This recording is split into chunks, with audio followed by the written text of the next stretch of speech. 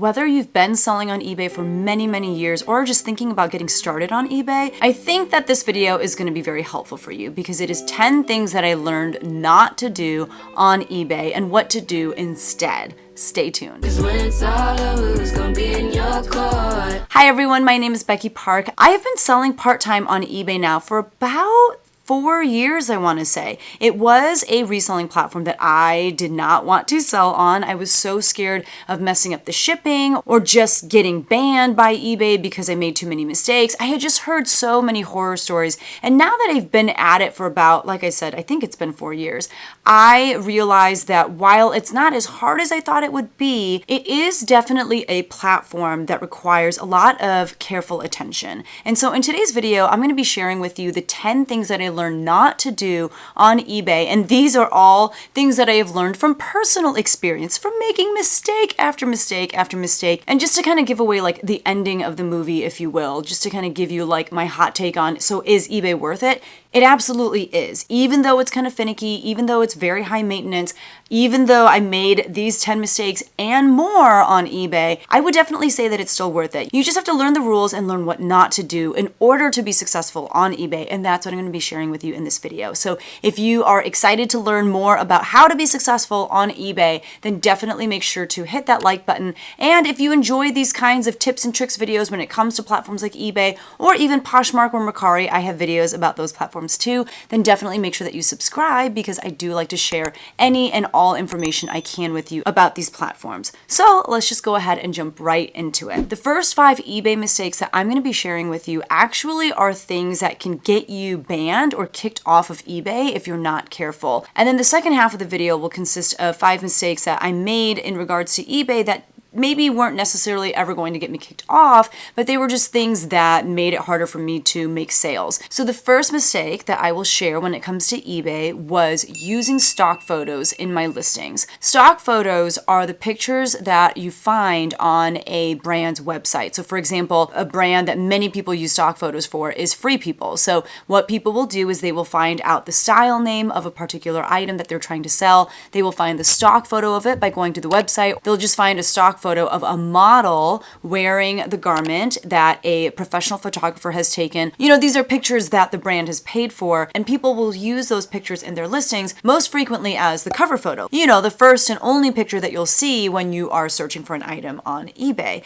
Now, it's obvious why people want to use stock photos for their listings. They look great. It's like a beautiful model and the item looks great on them and it's professionally photographed. It is the best way to show off the garment that they're trying to sell. However, that photograph is not that seller's property, and therefore what brands will do sometimes is they will look at eBay listings and they will try to find sellers that are using their stock photos in their listings. They will alert eBay and eBay will come back to the seller, remove the listing from their store, and they will also give them a strike or a Vero on their account. If you want to learn more about Veros, you can honestly just Google eBay Veros, and there are lots of like forums and even literature on the eBay site regarding what Veros are, but essentially, like I said, they are strikes against your account, and if you get too many Veros, they can shut your account down. So in the past, I have gotten caught using stock photos by brands like, I want to say, I don't even remember. Was it Chico's? I don't even remember. And the crazy thing is you can even get Vero'd for listings that have sold already. So it's not even like something is listed for sale,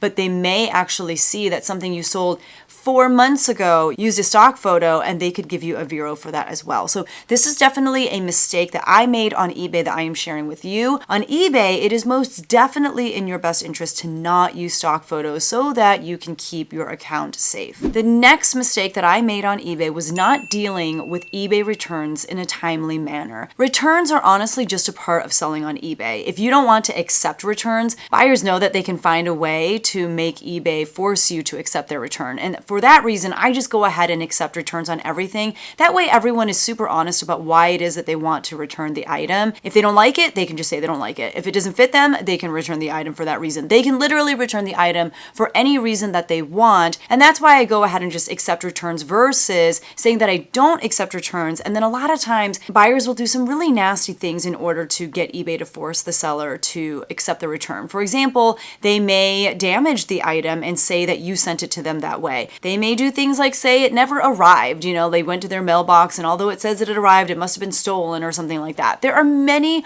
horror stories when it comes to the lengths that buyers have gone to in order to get eBay to force the return. So, you know, every once in a while, a buyer will open a return on an item for whatever reason. And once the item is marked as delivered, you only have so much time to process the return. I believe, and if what is about to come out of my mouth is wrong, I will correct it here as I'm editing, but I believe you have 48 hours from the time that the item has been delivered to process the return, which means you are inspecting the item, making sure that it was, you know, returned to you in the condition that you sent it out in, and then you're supposed to give the refund back to the buyer. If you do not do this in time, then eBay intervenes and they kind of like close out your return for you, and they do not like to do that. So much so that if you do that too many times, you can actually drop a tier on eBay. If you didn't know, eBay does have tiers so that buyers know what kind of seller they're dealing with. Obviously, the best tier is the top tier seller. This is just a seller who has a great track record of doing all the things correctly, sending things out in a timely manner, you know, processing returns in a timely manner, making sure that items are listed in the condition that they're in, not canceling items, that sort of thing. And so if you are doing all the things that you're supposed to, then you are considered a top tier seller. Below that is above average. And then I don't even know what comes after that. Thankfully, I have not had to deal with any of those. But if you do not deal with your returns in a timely manner and you do that too many times, you can actually go from top tier to above average. And that is one of the things that happened to me. I use a P.O. box for eBay. And so when things get returned to me, they don't come to my house. They go to the post office to my P.O. box. And I don't go to my P.O. box every day. And so sometimes I would get a return, but I wouldn't get to my P.O. box in time. I wouldn't inspect the item and get back to the seller in a timely manner, and then before I knew it, eBay had closed the return for me, and I would go to bed sad that day knowing that it was a strike on my account. I don't know, once an item gets returned to me from eBay, it's like time moves faster in real life but slower in my brain. Like I'm always just like, oh yeah, I've got time to get to that, and I never do. So don't be like me. Go ahead and process your eBay returns as quickly as humanly possible, because otherwise it will affect a small chunk of what makes up your status, which is, you know, the number of cases that were closed without seller resolution. There's like a section in your seller level on eBay that says cases closed without seller resolution, and in order to be considered top rated, they only allow you to have 0.3% or less return cases resolved by eBay rather than you being able to figure it out yourself. So you just want to make sure that that percentage doesn't get higher than 0.3%, which basically means there are hardly any situations where eBay has to take care of the return because you couldn't do it. So you just want to make sure that you are taking care of your returns in a timely manner. Also, I'm like super excited because right now I am looking at my seller level, and I have been above standard for a very long time, and for, you know, reasons that I'm sharing in this video. But they always tell you what you would be if they evaluate you today based off of the performance, you know, that you've been doing for the past however many months. And thankfully, I'm finally back to top rated. So as long as I can keep selling through stuff and keep making sure that I'm making good choices on eBay and not getting these strikes against me, the next time they evaluate me, which is supposed to be December 20th, I should be back to top rated status. And I cannot wait, because when you're top rated, the algorithm just works a little bit better in your favor. And the higher you move up, like the better shipping discounts you get as well when you ship through eBay. There's a lot of perks that come from being top rated, the best of which again is that people are just going to see your items more. eBay has more incentive to show your items to other people versus those who are above or below standard, because the idea is that you are just a superior eBay seller and they want to make sure that they are giving everyone on eBay the best experience, and they think that you're going to do that. So I'm very excited that I'm going to be back at top rated level by December 20th, crossing my fingers. The next mistake is shipping items later than you said you would. So you have the ability, when you you are creating a listing on eBay to say what your shipping and handling time is going to be. However, you can say you're going to ship as early as the same day or the next day. You can say you're going to ship 10 days out. You get to decide what your shipping and handling time is. However, if you do not purchase that label within the time frame that you said you would based off of the shipping and handling that is stated on your listing, that's another strike against you. That's another category that shows up on your seller level. And if your percentage of late shipments is too high, you will get knocked down a seller level from top tier to above standard, or from above standard to whatever is right below that. So you want to make sure that you're selecting a shipping and handling time that is feasible and manageable for your schedule. If you're not capable of shipping things out same day, then don't put that as your shipping and handling. Give yourself 2 days. You can say that your shipping and handling is 2 days, and that way, if anything happens to pop up in your life, you don't have to stress out about, oh shoot, like I don't have time to get these items out in time. You have a buffer of a couple days that you gave yourself based off of what you selected as your shipping and handling when you created that eBay listing. The nice thing too, if you realize, once you get started on eBay, I really cannot be doing this ship next day nonsense, you can in bulk edit the shipping and handling time for all of your listings at once. It's super easy. It's what I do every time I go on vacation. So if I go on a trip, I just select all of my listings, I change my shipping and handling time to however many days that it is that I'm going to be gone, and then I go ahead and change them all back to next day shipping when I return. That way I am ensuring that I'm giving myself the time that I need to get items out in time. And so I do appreciate that eBay is pretty flexible and allows you to change that shipping and handling time. So for the late shipment rate, that's the category on the your seller level.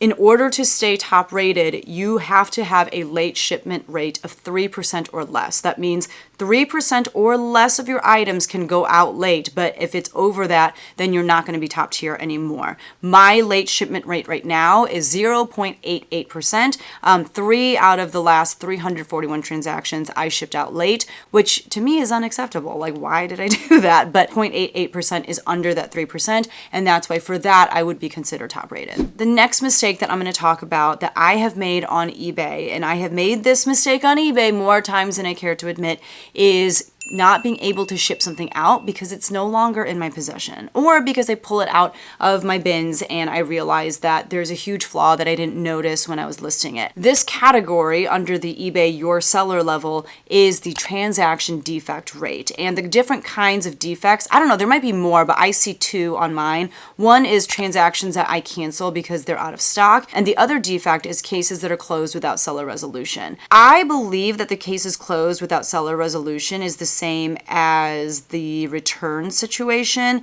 but that's just kind of part of the defect rate. So that's its own thing, but it also is taken into account when they're trying to figure out your defect rate.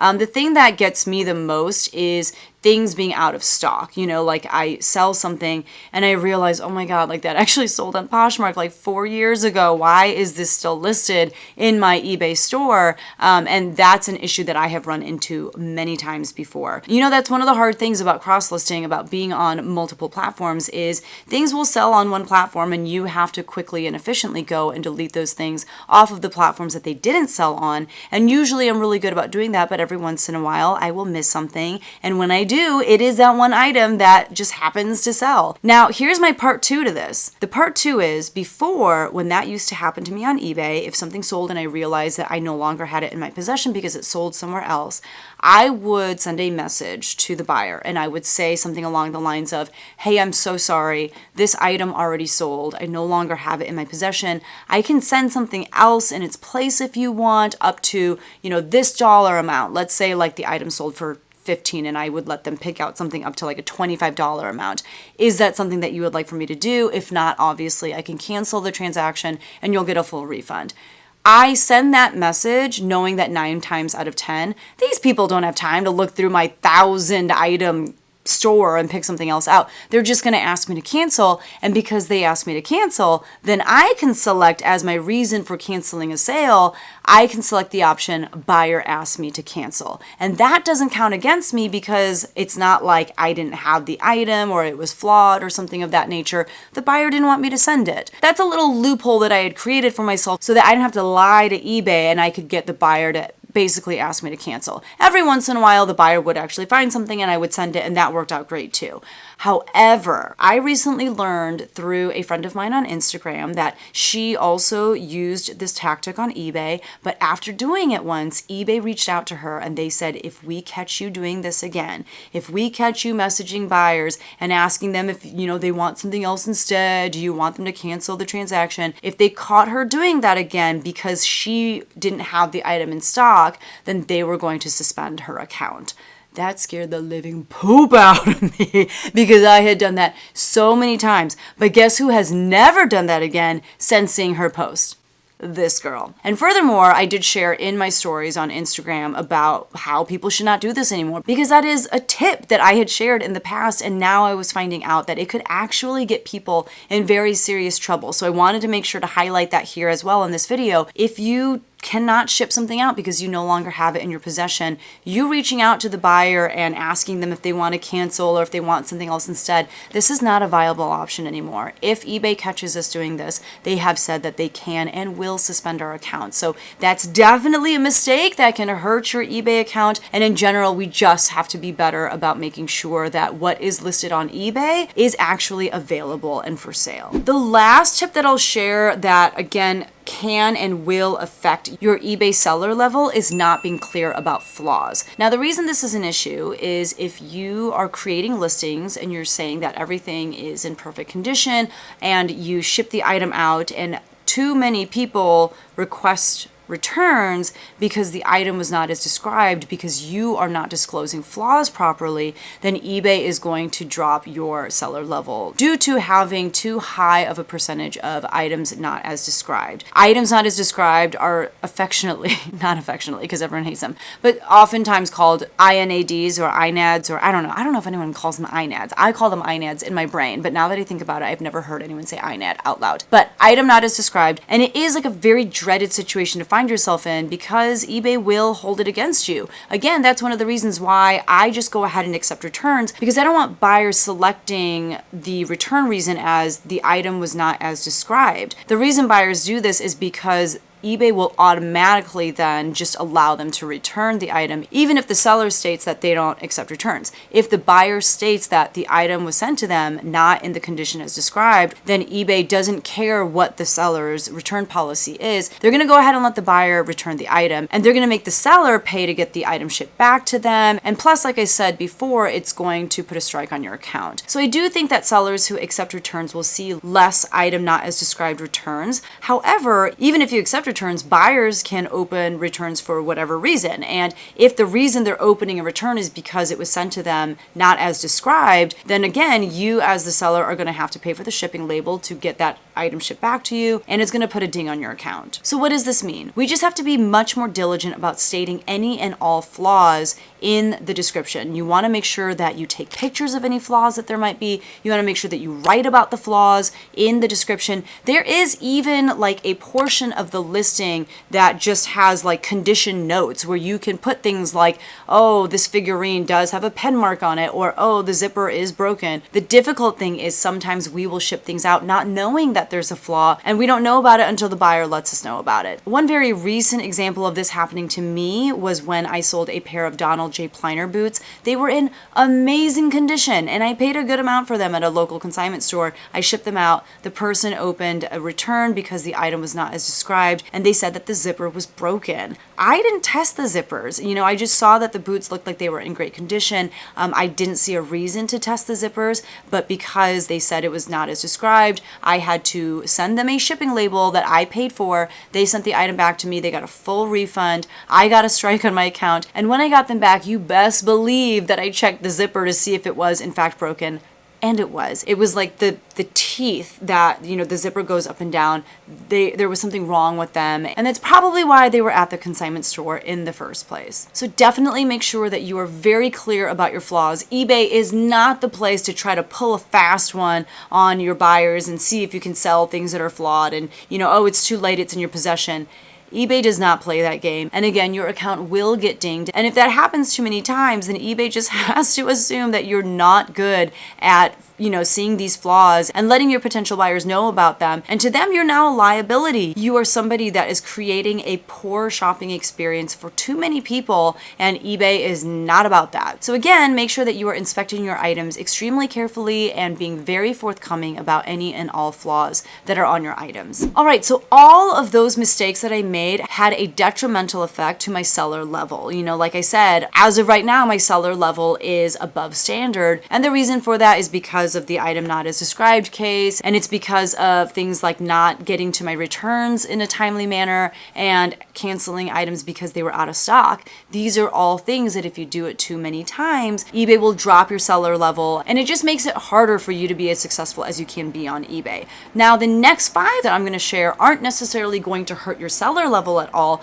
but they will get in the way of you being as successful on eBay as possible. So the first mistake that we'll talk about has to do with auctions. If you didn't know, eBay actually started off as a reselling platform that was auction based only. So everything that was listed on eBay would be an auction. And maybe back in the day, just like now, you did have some choice when it came to like how long the auction would be. But I think that most items went for a 7-day, a week-long auction, and you would choose your starting price and then you would let it sit and just see what happened. Nowadays, obviously on eBay, you can just kind of set a price for an item. You can say if you are willing to accept offers or not, but you can also still to this day run auctions on items if you want. Many people will run auctions on items that are extremely valuable. So instead of capping themselves, this is the most I can make on an item, sellers will leave it open-ended and they'll put an item up to auction and just see how much it goes for. And some people make a ridiculous amount on items because of the auction feature. This has never happened to me. I tend to just run auctions on items that I am just sick of looking at. I'm sick of having in my house. I just want to get rid of them. I want to liquidate, some items in my inventory. And so I will just start them at really, really low dollar amounts to get them out of my house. Now, the issue with this is sometimes I will realize as I'm doing my numbers that I am starting auctions too low and losing money on items because they are selling for like $4.99 when I actually purchased the item for $9.99. So now I'm like more than $5 in the hole, and that's not a good place to be. So one thing I would suggest if you are looking to liquidate and move, older and stale listings through auction is to start the auction at least like $1 or $2 higher than how much you have into the item in the first place. Because let's not forget, you also have to pay eBay fees. If you don't charge enough for shipping, you'll have to pay a little bit more for the shipping. You just want to build in a buffer so that you're not losing money and you are at least breaking even. Unless you don't care about losing money, then you can do whatever you want. But if you don't like to lose money on items the way that I don't like to lose money on items, I think this is a good tip when it comes to how much you should start your auctions at. Another mistake that I made on eBay was allowing my listings to simply relist after being listed for 30 days. So if you didn't know, your eBay listings live on a 30-day cycle. When something is on like day 29 of being listed, you'll actually see in your active listings on eBay, there's actually a column that says time left. And if it's in red, that means that that item is going to relist in less than 24 hours. Quick pro tip within a tip, you can actually sort your listings by oldest listings versus newest listings. The default is newest, so all you have to do is go into that column heading and change it from newest listings to oldest listings, and that way you can see really quickly as soon as you get into your active listings on eBay which listings are ending the soonest. The reason why just allowing eBay to relist your stale listings for you isn't the best idea is because the staler the listing, the less likely it is to attract a buyer. I don't know like the math or the science behind it. I don't know the percentages. I don't have any graphs or charts to show you. I just know that this is true. The staler the listing on eBay, even if it's been relisted, it still shows like when that listing started. It shows how many views that item has over the course of however many days it's been listed, and it just doesn't look good. People might click on your item and say, well, this thing has been listed for 2 years. Like, how come it hasn't sold yet? There must be something wrong with it. And they're going to go with a more recent listing. Another con to allowing eBay to simply relist your listings is that every eBay seller is given a certain number of listings per month. And if you go over that, you have to pay an additional amount per listing. If you're just starting out and you don't have very many listings in the first place, every time eBay relists a listing for you, it is using one of your listings for the month. And perhaps, you don't even want an item to get relisted. Maybe you realize like this isn't even a good item. I should just go ahead and pull it and use that listing for something that's a little bit better. And furthermore, perhaps an item isn't listing because the listing itself isn't good. Maybe the item is priced too high, or maybe your pictures aren't very good. And so rather than taking a bad listing and allowing eBay to relist it over and over again and using one of your listings for the month on a crappy listing, I think it's a really good idea to end your listings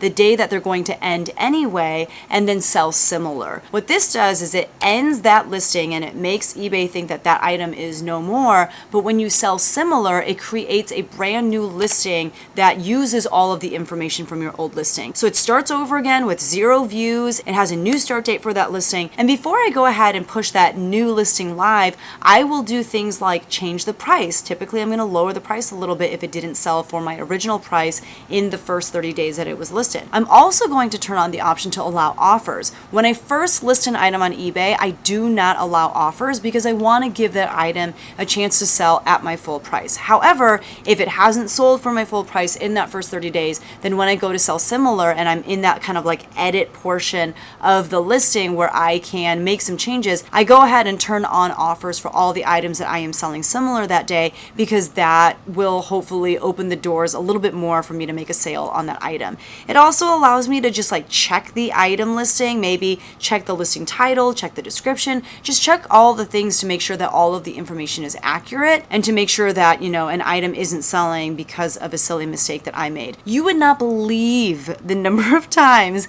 that I've accidentally priced a pair of like American Eagle shorts, let's say, for $1,700. And the reason for that is because instead of typing $17.99, I forgot to put the little period in. And so I've got these American Eagle shorts on sale on eBay for $1,799. And people just think that I'm crazy. And of course, those are not going to sell when I have them priced like that. And so when you end listings on that final day that they're listed, when it shows up, in red in that time left column all the way to the right on your eBay active listings page, when you go ahead and end and sell similar those listings, then it allows you to freshen up those listings and just kind of like perk up the eBay algorithm in your favor for those listings and do things like, turn on offers if that's something that you want to do, change the price on those items, and hopefully give yourself a better chance of making sales on those listings. The next mistake that we'll talk about that I used to make on eBay was pricing items the same way that I priced on Poshmark. Now, to be honest, I still kind of do this, but let me get into that.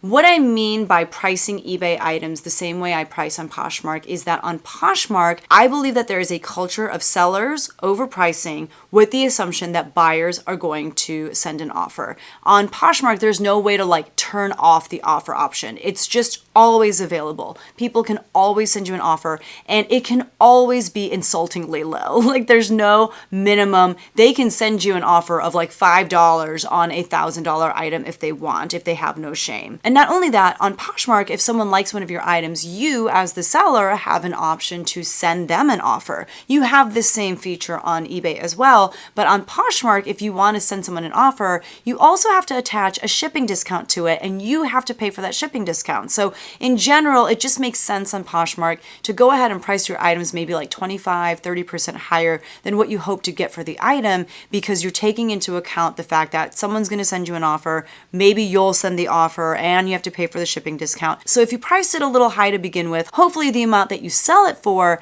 is an amount that you're happy with.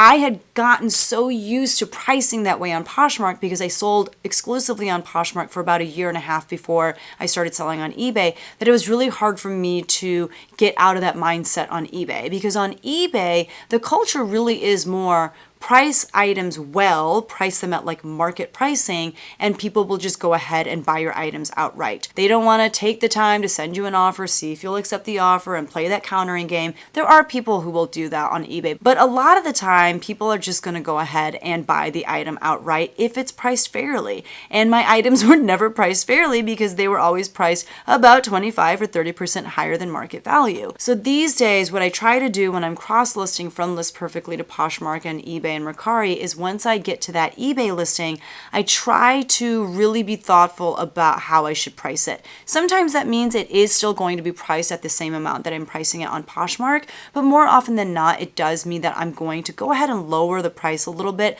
by at least 10%. Now, that being said, sometimes I will just go ahead and leave it at the same price that I am pricing things on Poshmark, but if 30 days pass and I still haven't sold that item and I'm going to end the item so that I can sell similar, when I go to sell similar, I will go ahead and drop the price a little bit. And I'll do that every time I have to sell similar, and that's my way of kind of like putting the item on sale, just lowering that price to entice buyers and get it closer to that market value. So even though I may not price items accordingly, the moment that I list them, I do change the price as I sell similar if it doesn't sell in a 30-day period. But yeah, I think it's important to understand that the culture on eBay when it comes to pricing and when it comes to how shoppers shop on eBay is very different than what it is on Poshmark. The next mistake that I will share when it comes to eBay is shipping. I have made a lot of shipping errors, but the one that I'll talk about here is simply not charging enough for shipping. Now, I could make an entire video about shipping on eBay and still not cover all the nuances that come with shipping on eBay.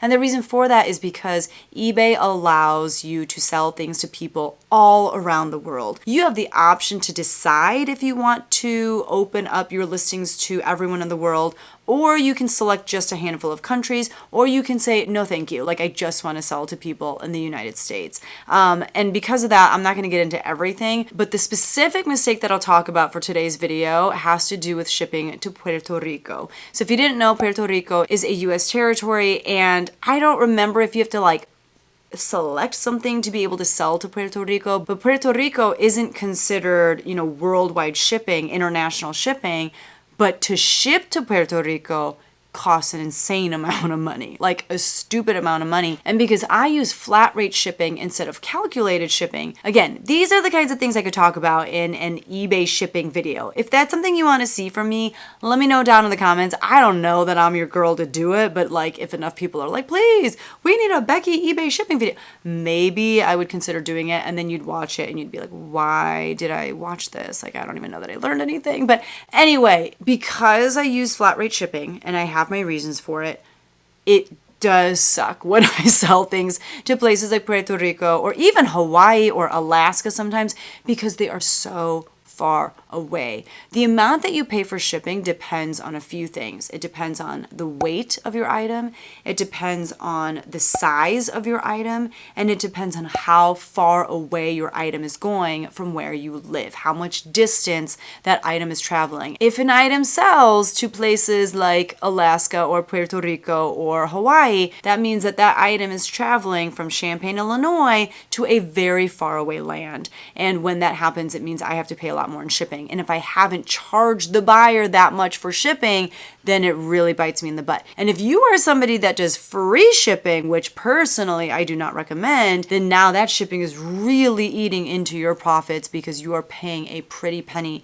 to get that item shipped out to where it's going. This is probably the most common mistake that I see eBay sellers make, is just not charging enough for shipping or not knowing enough about shipping and not making very much profit on an item because of the amount that shipping costs, or perhaps even losing item on a transaction because of shipping costs. So just make sure that you're very thoughtful about what you want to do when it comes to shipping on eBay. For me, the decision to do flat rate shipping was made because of the fact that I live in the Midwest and I'm pretty close to most parts of the United States. But again, if it's going to places like Puerto Rico, I may as well live in the middle of nowhere and be shipping to Santa Claus in the North Pole. And finally, the last mistake that I have made on eBay is not being consistent. eBay is extremely high maintenance. They just want a lot of you. They want your constant attention. They want you to be on eBay all the time.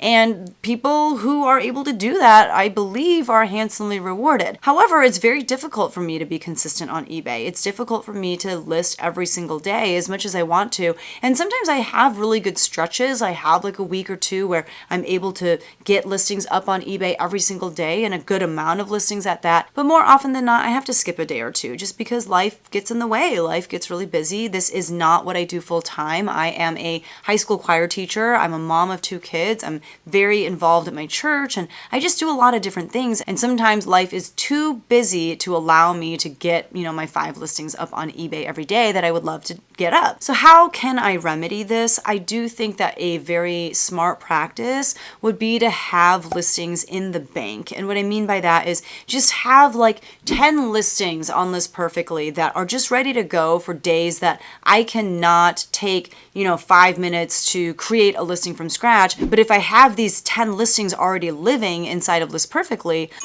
by the way, is a software that I use to cross-list items to many different platforms. It is a software that allows me to keep track of my inventory. That's where I keep track of like where everything is, what bin it's in. It allows me to keep track of where I purchased items, my cost of goods. It gives me sales analytics. It does a lot of things, but I start all of my listings inside of List Perfectly, and then I push them out to all of my platforms. So if I have like 10, 15, 20 listings just in the bank, and all I would have to do is take one day, one slow day where I don't have a lot going on to just bust out like 10, 20 listings and just have them living there and have them on reserve for those kinds of days where I just cannot do anything. I can, however, squeeze out one listing to eBay from List Perfectly if all I have to do is like send all the information over and fill out a couple extra little like item specifics and press save. That will take me about a minute or two if those listings are already in the bank to at least get one fresh listing up on eBay, and that way I can stay consistent. That way I can keep feeding the eBay monster and keep it happy and, have it favoring me in its algorithm and all that. That's something that I'm not doing yet.